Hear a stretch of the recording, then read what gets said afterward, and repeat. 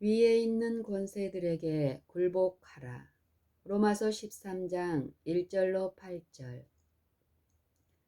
로마서 8장에서 13장으로 뛰어 넘어가는 것이 필요하겠다. 왜냐하면 성경에서 가장 중요한 진리들이 이 뛰어넘는 장에 별로 없기 때문이 아니고 이 성경 연구에 할당된 시간이 너무 제한되어 있어서 이 부분을 다룰 수 없기 때문이다. 그러므로 오늘 밤에는 13장을 가지고 연구하면서 셋째 천사의 기별을 믿는 모든 신자들에게 매우 중요한 문제들을 다루도록 하겠다. 국가 정부가 종교와 관계를 가지고 있다는 것을 입증하기 위하여 자주 13장을 이용하고 인용한다. 이런 과오를 범하는 이유는 13장에서 국가 통치자들의 의무를 제시하고 그들의 권력이 미칠 수 있는 범위를 가르쳐 주는 것으로 생각하였기 때문이다. 그러나 이것은 잘못이다. 13장에서 사도 바울은 표면적인 그리스도인들에게 말하고 있다.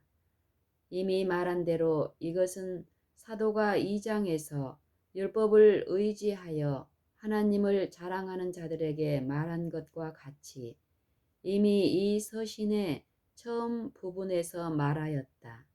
여기서부터 줄곧 이 서신은 하나님을 안다고 공언하는 자들에게 말한다. 7장에서 사도는 내가 법 아는 자들에게 말하노니 라고 말한다. 그러므로 13장은 단순히 국가 정부에 관해서 그 의무와 한계를 말해주는 글이라기보다는 교회에 보내는 것으로서 위에 있는 권세들과 충돌하지 않도록 교회가 하나님과 어떤 관계를 가져야 한다는 것을 말해주고 있다. 이것을 마음에 두고 연구한다면 13장에서 다루고 있는 많은 중요한 문제들을 설명하는 데에 큰 도움이 될 것이다. 각 사람은 위에 있는 권세들에게 굴복하라. 권세는 하나님께로 나지 않음이 없나니 모든 권세는 다 하나님의 정하신 바라. 그러므로 권세를 거스리는 자는 하나님의 명을 거스림이니 거스리는 자들은 심판을 자취하리라. 로마서 13장 1절 2절. 이 구절은 정부가 부과하는 모든 명령에 그리스도인들이 복종해야 한다고 가르치는 것으로 해석해서는 안 된다. 이 서신을 쓴 시대와 받는 사람들에 대해서 생각해 보자. 이 서신은 로마 제국의 수도인 로마에 있는 교회에 보냈다. 당시에 다스리고 있던 황제는 네로였으며 그는 일찍이 있었던 어느 황제나 왕보다도 가장 악하고 가장 피에 굶주리고 음탕한 군주였었다. 로마 황제 네로만큼 많은 악을 행한 사람은 세상에 결코 없었다고 생각한다. 그는 이교도였고 이교도 중에 이교도였다. 로마에서 제정된 법은 이교 신앙을 인정하고 기독교를 반대하는 법이었다. 네로의 통치 시대에 세상이 창조된 이후에 일찍이 없었던 가장 잔인한 박해가 그리스도인들에게 있었다. 이 박해 기간 중에 사도 바울이 목숨을 잃었다. 그러므로 바울이 위에 있는 권세에게 복종해야 한다고 말했을 때에 위에 있는 권세가 우리에게 명령한 모든 것을 다 해야 한다는 사상을 의미하지 않음이 분명하다. 만일 사도 바울이 그런 의미로 말했다면 그는 목숨을 잃지 않았을 것이다. 그러나 그가 전하는 진리가 로마 정부의 원칙에 반대되었기 때문에 죽임을 당했다. 그러므로 사도 바울이 이렇게 전파 혹 저렇게 행하였다고는 생각할 수 없다. 그러면 우리가 위에 있는 권세들에게 굴복하라 고 권면한 그의 말씀은 무슨 의미로 했는가 하는 의문이 생긴다. 이 문제를 부정적인 면에서 생각해 보자. 우리는 위에 있는 권세들에게 대적해서는 안 된다. 왜 그러한가? 우리는 지존자의 자녀, 곧 하늘나라의 자녀들이며 이 나라의 통치는 화평이기 때문이다. 그 나라의 통치자는 평강의 왕이다. 그러므로 우리가 흑암의 권세에서 구원을 받아 그의 아들의 나라로 옮기었기 때문에 하나님의 평강이 우리의 마음을 다스리도록 해야 할 것이다. 골로새서 3장 15절 참조. 이런 이유에서 우리는 모든 사람으로 더불어 화평함과 거룩함을 좇으라. 이것이 없이는 아무도 주를 보지 못하리라. 히브리서 12장 14절. 로마서 12장 18절에서 할 수 있거든 너희로서는 모든 사람으로 더불어 평화하라 고 가르친다. 이 말씀은 우리가 그들의 박해를 참을 수 있는 데까지 모든 사람과 화평하게 살아야 한다는 것을 의미한다. 그러면 그리스도인들은 어느 정도까지 모든 사람과 화평하게 살 수 있는가? 그리스도인으로서는 항상 모든 사람과 화평하게 살 수 있다. 왜냐하면 그리스도인은 죄에 대하여는 죽고 그리스도를 향하여 살고 있기 때문이다. 그리스도께서는 믿음으로 그리스도인들의 마음 속에 계시며 그리스도는 평강의 왕이시다. 그러므로 그리스도인은 어떤 환경 하에서도 화를 내거나 개인이나 정부에게 싸움을 선포하는 것을 옳다고 할 수 없다. 갈라디아서 5장 18절에서 너희가 만일 성령의 인도하시는 바가 되면 율법 아래 있지 아니하리라고 말씀하신다. 육체의 일은 율법 아래 있는 자들이 행하는 일이므로 이런 일을 말하는 가운데서 분쟁이라는 말을 볼 수 있다. 그러므로 그리스도인은 더 이상 육신에 있지 않기 때문에 분쟁할 수 없다. 우리 안에는 분쟁의 여지가 있을 수 없으므로 우리로서는 언제나 화평이 있을 뿐이다. 그러나 우리가 관계하는 사람들이 마음을 완고하게 하여 진리를 반대하고 진리의 감화를 받으려고 하지 않는다면 불화를 일으킬 것이다. 그러나 불화는 그들의 일이고 우리에게는 항상 평화가 있을 것이다. 베드로전서 2장 21절 이후에서 그리스도는 우리를 위하여 고난받으시고 우리에게 본을 끼쳐서 그 자치를 따라가게 했다고 말씀하신다. 그는 욕을 받으시되 대신 욕하지 아니하고 고난을 받으시되 이업하지 아니하시고 오직 공의로 심판하시는 자에게 맡기셨다.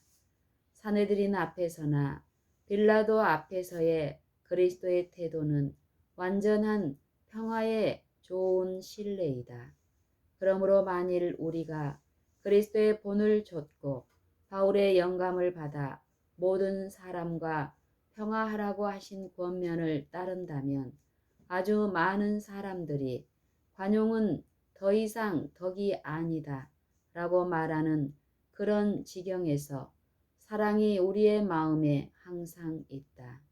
그 사랑은 자비심으로 모든 것을 견딘다. 그리스도께서 그의 산상설교에서 악한 자를 대적지 말라. 누구든지 내 오른편 뺨을 치거든 왼편도 돌려대며 마태복음 5장 39절 그의 말씀하신 대로 하는가 아니하는가 만일 악한 사람이 우리에게 와서 폭행을 한다면 우리 자신을 방어할 것인가 또는 아니할 것인가? 이 문제는 여러분 스스로 결정하도록 맡기겠다. 어떤 정부의 지배 아래 그리스도인이 살고 있든지 그 권세를 거스려서는 안 된다. 모든 정부는 선하거나 악하거나 하나님께로 났으므로 정부 안에 존재하는 악은 그리스도인들이 저항할 구실이 되지 않는다. 정부는 모두 하나님의 정하신 것이며 무정부 상태보다 좋은 것이다. 그러나 정부가 우리의 종교를 책임 맡아서 장려하고 진전시키도록 정하지는 않았다. 정부가 하나님으로부터 나오기는 하였으나 하나님은 그의 권세를 지상 권세에게 주어 종교 문제를 다루도록 하지 않으셨다. 그러면 권세들에게 굴복하되 항상 복종하지 않는다는 문제에 대해서는 어떻게 생각하는가? 친근한 신뢰를 들어보자. 느부갓네살은 바벨론의 왕이었으며 그의 정부는 분명히 하나님이 정하신 정부였다. 하나님이 모든 나라를 바벨론 왕 느부갓네살의 수중에 들어가도록 하여 다스리게 하셨으며 모든 나라는 그와 그의 아들과 그의 손자를 섬겼었다. 느부갓네살이 금신상을 만들고 풍악이 울릴 때에 모든 사람은 그 앞에 절을 하도록 명령을 내렸다. 그런데 히브리 청년 세 사람 사드락과 메삭과 아벳느고가 엎드려 절하지 않았다는 소식이 왕에게 들렸다. 왕은 그들을 불러서 그들이 왕의 명령을 굴복한 것은 그냥 간과하고 풍악이 다시 울리면 금신상 앞에 절하도록 명령하였다. 사드락과 메삭과 아벳느고가 왕에게 대답하여 가로되 느부갓네살이여 우리가 이 일에 대하여 왕에게 대답할 필요가 없나이다. 만일 그럴 것이면 왕이여 우리가 섬기는 우리 하나님이 우리를 극렬히 타는 풀목 가운데서 능히 건져내시겠고 왕의 손에서도 건져내시리이다. 그리 아니하실지라도 왕이여 우리가 왕의 신들을 섬기지도 아니하고 왕의 세우신 금신상에게 절하지도 아니할 줄을 아옵소서. 다니엘 3장 16절로 18절. 그들은 왕을 대적하지 않았다. 왕은 그들에게 다른 방법을 주었다. 그들은 둘 중에 하나를 선택할 수 있었다. 엎드려 신상에게 절하든지 또는 풀무불에 던짐을 받아야 했다. 그러나 그들은 대적하지 않고 풀무불에 들어갔다. 그 위에 그들의 하나님이 왕의 손에서 능히 건져내실 수 있다고 왕에게 말했지만 하나님이 그들을 건져내실 것을 알지 못했다. 그것은 조금도 문제가 되지 않았다. 하나님이 그들을 건져내시지 않는다면 그들은 불에 타 죽을 것이다. 그것도 좋았었다. 그들의 목숨을 바치고 죽음으로 승리할 것이며 비록 다른 방법이 없을지라도 그렇게 하여 그의 손에서 건져냄을 받을 것이다. 그리스도인들과 국가 정부와의 관계는 어떠한가? 그리스도는 기름 부음을 받은 자이다. 그리스도는 기름 부음을 받은 자이다. 무슨 목적으로 기름 부음을 받았는가? 겸비한 자에게 아름다운 소식, 아름다운 복음을 전하게 하려 하심이라. 마음 상한 자를 고치며 포로된 자에게 자유를, 갇힌 자에게 노임을 전파하기 위해서였다. 이사야 61장 1절. 이 지상의 나라들이 선지자가 말한 대로 우리 주님과 그리스도의 나라가 될 때가 있을 것이다. 시편 2장에서 내게 구하라. 내가 열방을 유업으로 주리니 내 소유가 땅끝까지 이르리로다. 고 하였다. 2장 8절. 그는 열방을 어떻게 하실 것인가? 열방을 깨뜨려 부수신다. 그때가 아직 오지 않았다. 그러므로 중보자이신 그리스도는 지상 정부들과는 조금도 관계가 없으시다. 그의 나라는 사람들의 마음에 있는 영적 나라이다. 보좌 위에 앉아서 다스리기 때문에 그의 나라는 그의 백성의 마음을 다스린다. 그는 지상의 나라들이 다스릴 수 없는 사람들의 마음을 다스리신다. 마음에 항상 분쟁이 지배할 수도 있으나 하나님의 통치를 막을 수는 없고, 평화가 지배할 수도 있으나 하나님의 나라를 방해할 수 없다. 그가 은혜의 보좌에 앉아서 지상 정부들의 방해를 받지 않고 또 그들이 방해할 수 없는 방법으로 은혜를 나누어 주신다.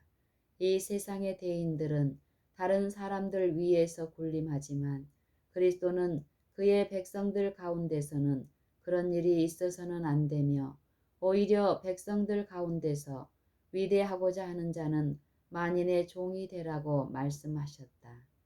다니엘을 신뢰로 들어서 위에 있는 권세들에게 복종하면서 여전히 하나님에게 복종하는 방법을 생각해 보자.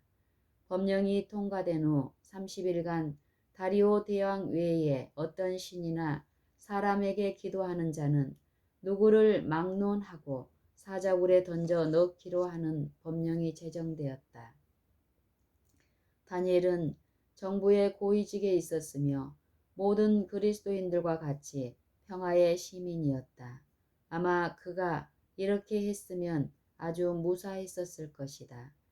30일간 어떤 사람에게 무엇을 구할 필요가 없으므로 아무도 보지 못하도록 내 집에서 문을 꼭 닫고 조용히 하나님에게 경배하면서 내 신앙을 계속하고 하늘의 하나님에게 경배하면 왕의 분노를 사지 않을 것이다. 이것이 우리들에게 매우 중요한 문제이다. 박해가 우리에게 다가오려 할 때에 주일 중 첫날에 지금까지 일터에서 공공연하게 하던 일을 중지하고 남이 보지 않도록 집에서 조용히 할 것인가? 그렇지 않으면 다니엘과 같이 해야 할 것인가? 그는 창문을 열어놓고 하지 말라고 금한 일인 하늘의 하나님에게 기도를 드렸다. 그런 일을 하면 사자굴에 던진다는 법령이 통과되었지만 아랑곳 없이 원수들이 볼 수 있도록 창문을 활짝 열어놓고 기도를 드렸다. 핍박을 두려워하며 다른 사람이 보지 않도록 집에서 가만히 일할 때에 우리의 빛을 발 아래에 숨기고 있지 않는가? 무모한 짓을 할 필요가 없다고 말하는 사람도 있다. 그것은 사실이다. 그러나 우리가 다니엘과 같이 한다면 무모한 사람이 될까? 다니엘이 잘못했다고 말할 것인가? 베드로전서 2장 13절로 17절에서 인간의 세운 모든 제도를 주를 위하여 순복하되 혹은 위에 있는 왕이나 혹은 악행하는 자를 징벌하고 선행하는 자를 포장하기 위하여 그의 보낸 방백에게 하라. 곧 선행으로 어리석은 사람들의 무식한 말을 막으시는 것이라. 자유하나 그 자유로 악을 가리운 데 쓰지 말고 오직 하나님의 종과 같이 하라. 무사람을 공경하며 형제를 사랑하며 하나님을 두려워하며 왕을 공경하라. 이 말씀은 로마서 13장의 말씀과 같음을 7절에서 볼 수 있다. 베드로는 이 같은 원칙을 작은 일로 생각하고 왕에게 복종할 것을 말한 바로 후에 종이 그들의 주인에게 복종할 것에 대해서 말한다. 만일 우리 자신이 한 주인 아래 있으며 그 주인이 한 명이든 수백만의 종을 다스리든지 간에 상관이 없다면 모두 주인 아래 있어야 한다. 그러나 주인이 나쁜 사람이어서 자기 아래에 있는 사람들에게 악한 일을 하라고 시킨다고 하면 어떻게 할 것인가? 애매히 고난을 받아도 하나님을 생각함으로 슬픔을 참으면 이는 아름다우나 죄가 있어 매를 맞고 참으면 무슨 칭찬이 있으리요. 오직 선을 행함으로 고난을 받고 참으면 이는 하나님 앞에 아름다우니라. 베드로전서 2장 19절 20절. 만일 어떤 사람이 나쁜 주인 아래 있으면서 그 나쁜 주인이 시키는 대로 모든 일을 한다면 그 일로 무슨 고난을 받을 수 있겠는가? 그는 주인의 손에 있는 자유의지를 가진 종이다. 그러나 주인이 시키는 대로 악한 일을 하지 않기 때문에 고난을 받는다. 이것이 하나님 앞에서 아름다운 일이다. 그가 권세자에게 불순종하였다. 불순종하였기 때문에 고난을 받는다. 그러나 그는 선한 일을 위하여 고난을 받는다. 만일 그가 그 악한 주인에게 순종한다면 하나님에게 불순종하는 것이다. 이것은 잘못된 일이다. 그러나 주인이나 정부의 악한 명령을 불순종하여 매를 맞고 참으면 그것은 완전히 올바르고 하나님 앞에 아름다운 일이다. 사람이 선한 일을 위하여 고난을 받는다는 사실은 바로 그가 하나님의 종으로 인정을 받는다는 것을 말해준다. 그러면 우리가 위에 있는 권세들에게 굴복하면서도 그들이 시키는 일에 정면으로 반대할 수 있는 것은 어떤 경우인가? 매를 맞지만 그들이 시키는 악한 일을 하지 않는 때이다. 우리는 그리스도인으로서 최고의 권세인 하나님, 오로지 그에게만 충성을 한다. 내가 권세를 두려워하지 아니하려느냐? 선을 행하라. 그리하면 그에게 칭찬을 받으리라. 3절. 이사야 선지자도 같은 진리를 제시하면서 이렇게 말하였다. 이 백성이 맹약한 자가 있다 말하여도 너희는 그 모든 말을 따라 맹약한 자가 있다 하지 말며 만군의 여호와 그를 너희가 거룩하다 하고 그로 너희의 두려워하며 놀랄 자를 삼으라. 이사야 8장 12절 13절. 그리스도인들은 마음으로 여호와를 거룩하다 해야 한다. 그러면 그가 그들의 두려움이 될 것이며 사람들이 무슨 말을 한다 하더라도 그들은 두려워하지 않을 것이다. 베드로 같은 진리를 제시하면서 이렇게 말했다. 베드로도 같은 진리를 제시하면서 이렇게 말했다. 그러나 의를 위하여 고난을 받으면 복 있는 자니 저희의 두려워함을 두려워 말며 소동치 말고 너희 마음에 그리스도를 주로 삼아 거룩하게 하고 너희 속에 있는 소망에 관한 이유를 묻는 자에게는 대답할 것을 항상 예비하되 온유와 두려움으로 하고. 베드로전서 3장 14절 15절. 두려움을 두려워하지 말라. 왜 그러는가? 우리가 마음으로 우리 주 하나님을 거룩하게 하였으며 그는 우리의 두려움이 되시기 때문이다. 하나님이 우리와 함께 계시고 그리스도가 우리와 함께 계심으로 사람들이 우리를 비난할 때에 그들은 우리의 구세주에게 비난을 던지는 것이다. 그가 고난을 받으시고 우리가 고난을 받지 않는다.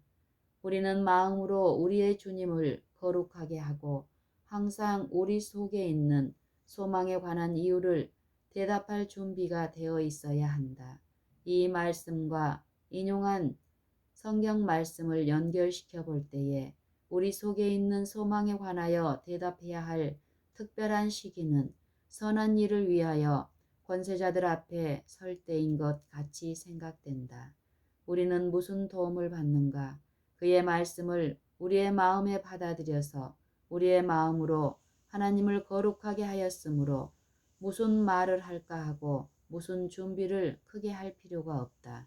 하나님이 너희의 모든 대적이 능히 대항하거나 변박할 수 없는 구제와 지혜를 주실 것이다. 누가복음 21장 15절.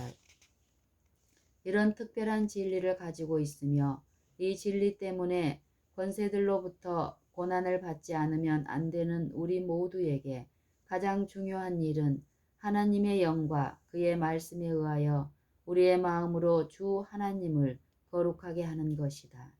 우리는 하나님의 말씀의 학도들이 되고 그리스도와 그의 복음의 추종자들이 되어야 한다. 우리들 가운데 성경 말씀에 짝을 맞추어 설교를 할 수는 없지만 말씀을 충실히 연구하여 그들의 마음으로 주님을 거룩하게 하는 삶을 사는 농부들과 기술공들이 있다고 생각한다. 이 사람들이 그들의 믿음 때문에 법정에 불려가서 거기서 그날 그들의 원수들이 변박하거나 대항할 수 없는 구제와 지혜를 하나님이 주실 것이기 때문에 변호할 때 복음을 전할 것이다. 우리의 신앙을 두드러지게 하여 법정에까지 끌려가 핍박을 받을 필요가 없다고 말하는 사람들이 가끔 있다. 그러나 형제들이 이러한 징책을 따름으로 우리의 빛이 비쳐나가는 것을 다른 사람이 보지 못하게 한다면 무슨 유익이 있겠는가? 때때로 평화스러운 가운데 사업을 진전시킬 수 있도록 하기 위하여 핍박을 막으려고 부지런히 일하다가 사업을 등한히 하는 위험이 있다. 만일 우리가 국법에 불복하여 투옥된다면 아내와 자식들이 고생을 해야 될 것이므로 우리가 먼저 해야 할 일은 가족들을 부양하는 일이라고 말한다. 그러나 형제들이여, 언제든지 이렇게 할 수 있는가? 우리는 하나님에게 충성심을 나타내야 할 것인가? 또는 그 충성심을 숨겨야 할 것인가? 어떤 사람은 이렇게 말한다. 우리는 신앙심을 지킬 수 있다. 그러나 조용히 지킬 수 있다. 우리의 가족들이 어려움을 당하지 않도록 해야 한다. 형제들이여, 사람이 온 천하를 얻고도 자신의 목숨을 잃으면 무슨 소용이 있는가? 주님은 나를 위하여 자기 목숨을 잃는 자는 얻으리라고 말씀하셨다. 다니엘의 경우를 다시 생각해 보자. 그는 조용히 신앙을 지키지 않고 공공연하게 기도하였다. 그때 다니엘이 그렇게 하는 것은 아주 지당한 일이지만 지금은 19세기로서 다르다고 말할 사람이 있을지 모르지만 결코 그렇지 않다. 지금도 마찬가지이다. 사람들이 다니엘에게 이렇게 말했을지도 모른다. 다니엘, 지금 앉아있는 높은 자리에서 유대 백성들에게 좋은 일을 할 수 있다. 그들이 박해를 받지 않도록 당신이 막을 수 있다. 그러므로 사자굴에 가서 목숨을 잃는다거나 유대 백성들에게도 재난을 당하지 않도록 할 수 있다. 그러나 다니엘은 사자굴에 들어갔다. 그가 사자굴에 들어간 것은 공공연하게 그리고 모든 사람이 알 수 있는 방법으로 믿음을 따라 살기 위해서였다. 그런데 그렇게 하여서 유대 백성들에게 재난이 왔는가? 아니다. 결코 그렇게 될 수는 없다. 그의 순종의 결과로 하늘의 하나님의 이름이 과거 어느 때보다 그 나라에서 영광을 받았었다. 복음을 전파하고 일어나 우리의 빛을 비추는 것은 우리의 본분이다. 만일 우리가 이렇게 한다면 하나님은 바람을 붙들어야 할 때까지 불지 않도록 붙드실 것이다. 형제들이여, 셋째 천사의 기별은 온 세상에서 가장 위대한 것이다. 사람들은 이 기별을 이렇게 생각하지 않는다. 그러나 셋째 천사의 기별이 모든 사람의 대화의 주제가 될 때가 우리가 사는 시대에 올 것이다. 그러나 이 기별은 가만히 지키는 사람들에 의해서 전파되지 않고 하나님을 신뢰하고 그들에게 주신 말씀을 두려움 없이 말하는 사람들에 의해서 그러한 이치에 놓이게 될 것이다. 이렇게 할 때에 우리는 생명을 우리의 손에 맡겨두지 않을 것을 인하여 나는 하나님께 감사한다. 우리의 생명이 그리스도와 함께 하나님 안에 감추어 있으므로 그가 우리의 생명을 돌보실 것이다. 진리는 단순하게 나가서 복음을 전하고 그들이 전하는 말씀에 순종하는 남녀들에 의해서 이러한 높은 위치에 놓이게 될 것이다. 사람들에게 진리를 알리자. 진리를 전파할 수 있는 평화스러운 때가 있다면 그것을 감사해야 할 것이다. 사람들이 법률을 만들어 진리를 전할 수 있는 통로를 차단하려고 하더라도 우리는 인간의 분노까지도 바꾸어 그를 찬송하도록 만드는 하나님을 경배하는 것에 대해서 감사한다. 하나님은 꼭 그렇게 하실 것이다. 악인들이 복음의 생명력을 박살하려고 세운 바로 그 법률을 수단으로 하여 그의 복음을 전파할 것이다. 형제들이여, 하나님이 바람을 붙드시면서 우리에게 기별을 전하라고 명령하신다. 바람을 붙드는 것이 필요할 때까지 붙드시겠지만 바람이 불기 시작하여 핍박이 시작될 때에 바람은 주님에게 허락하신 일을 할 것이다. 우리는 이런 찬미를 늘 부른다. 고요한 바다로 저 천국 향할 때 주 내게 순풍 주시니 참 감사합니다. 큰 물결 일어나 나 쉬지 못하나 이 거센 풍랑 까닭에 더 빨리 갑니다. 자주 이 찬미를 부르지만 믿지를 않는다. 폭풍이 오는 것을 볼 때에 그것을 오게 하는 것은 우리에게 매우 좋지 않다고 생각하므로 그것으로부터 숨거나 오지 못하게 막으려고 노력한다. 그러나 모든 일에 하나님의 뜻이 역사한다. 폭풍은 평온이 빨리 오는 것을 촉진하므로 안식이 지체하지 않고 올 것이다. 모든 자에게 줄 것을 주되 공세를 받을 자에게 공세를 바치고 국세 받을 자에게 국세를 바치고 두려워할 자를 두려워하며 존경할 자를 존경하라. 피차 사랑의 빛 외에는 아무에게든지 아무 빛도 지지 말라. 남을 사랑하는 자는 율법을 다 이루었느니라. 로마서 13장 7절 8절. 만일 우리가 이렇게 하면 모든 사람과 평화스럽게 산다. 이웃을 내 몸과 같이 사랑하면 그것은 온 율법을 이루는 것이다. 왜냐하면 사람이 이웃을 사랑하기 위해서 먼저 하나님을 사랑해야 한다. 모든 사랑은 하나님으로부터 오기 때문이다. 만일 내가 이웃을 내 몸과 같이 사랑한다면 이것은 단순히 하나님의 사랑이 내 마음 속에 있기 때문이다. 이것은 하나님이 내 마음 속에 거하시며 이 세상에서 아무도 그를 나에게서 빼앗아 갈 수 없기 때문이다. 이런 이유에서 사도 바울은 둘째 돌비에 있는 율법을 언급하였다. 왜냐하면 이웃에게 우리의 의무를 다하면 이것은 자연히 하나님을 사랑하는 결과에서 오기 때문이다. 때때로 첫째 돌비에 기록된 율법이 하나님에 대한 우리의 의무를 말하므로 신앙을 이루며 둘째 돌비에 기록된 율법은 우리의 이웃에 대한 의무를 말하므로 도덕을 이룬다고 한다. 그러나 둘째 돌비도 첫째 돌비와 마찬가지로 하나님에 대한 의무를 말해주고 있다. 다윗은 둘째 돌비에서 말하는 두 계명을 범한 후에 자복하면서 내가 주께만 범죄하여 주의 목전에 악을 행하였사오니 라고 말했다.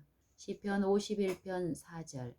하나님은 처음과 나중이며 항상 동일하신 분이다. 그러므로 하나님의 율법에서 요구하는 바가 사람의 법에서 요구하는 바와 이배가 된다면 하나님을 순종하고 모든 것을 그에게 신뢰하여야 한다. 다윗은 둘째 돌비에서 말하는 두 계명을 범한 후에 자복하면서 내가 주께만 범죄하여 주의 목전에 악을 행하였사오니 라고 말했다. 시편 51편 4절. 하나님은 처음과 나중이며 항상 동일하신 분이다. 그러므로 하나님의 율법에서 요구하는 바가 사람의 법에서 요구하는 바와 이배가 된다면 하나님을 순종하고 모든 것을 그에게 신뢰하여야 한다. 악한 사람들이 우리의 길을 둘러싸는 것은 문제가 되지 않는다. 우리는 우리의 일을 믿고 나갈 뿐이다. 이스라엘이 애굽에서 나올 때 앞에는 홍해가 있고 뒤에는 산과 애굽의 군대가 있는 진퇴양난에 처하게 되었다. 그러나 하나님이 모세에게 내린 명령은 이스라엘 자손을 명하여 앞으로 나가게 하라고 하셨다. 출애굽기 14장 15절. 그러나 앞에는 바다가 있고 뒤에는 원수가 있는데 어떻게 앞으로 나갈 수 있었겠는가? 그것은 상관이 없다. 하나님이 앞으로 나가라고 말씀하셨다. 이런 일은 말세에 사는 우리를 가르치기 위하여 기록되었다. 이스라엘이 하나님의 말씀을 믿고 앞으로 나아가야 했다. 바다가 그들 앞에 있는 것은 문제가 되지 않았다. 하나님이 바다를 갈라놓았으므로 그들은 마른 땅을 밟으면서 홍해를 건넜다. 그러나 만일 하나님이 바다를 가르지 않았더라도 마찬가지로 바닷물 위로 건넜을 것이다. 그들은 하나님의 말씀을 믿고 건널 수 있었다. 이런 방법으로 베드로도 갈릴리 바다 위로 걸었다. 우리는 하나님의 자녀라는 것을 항상 기억해야 한다. 하나님의 자녀이기 때문에 세상을 이기었다. 지금까지 연구한 이 모든 교훈은 환란의 때를 위하여 우리를 준비시킬 것이다. 그러므로 하나님, 주 예수 그리스도의 전신 갑주를 취하라. 이는 악한 날에 너희가 능히 대적하고 모든 일을 행한 후에 서기 위함이라. 에베소서 6장 13절.